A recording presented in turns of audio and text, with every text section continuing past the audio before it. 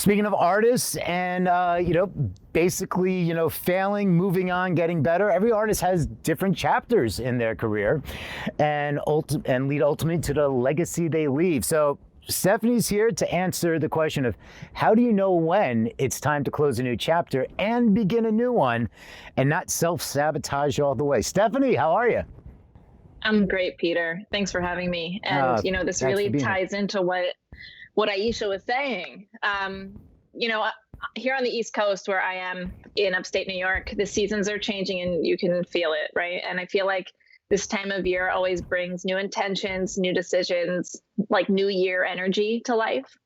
But in order for these new intentions and these new chapters to have this space to take root, we have to end what is no longer working. But we as human beings get really, really crazy about completion, about ending things. We just get weird about it.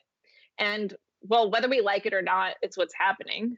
Live music isn't coming back anytime soon. And you have a career to pivot, and you have a message of truth to communicate through sound, through this law of sound, these 12 notes we all get.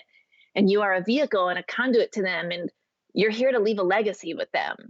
So I'm feeling the fall energy. Q4 is about to hit, and there's probably a new frontier for you and a new chapter to the legacy that is your career.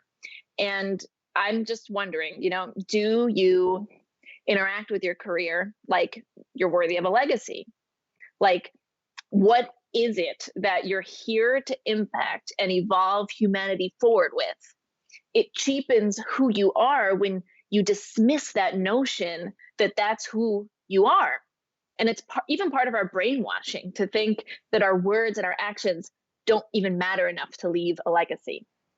So there's that, right?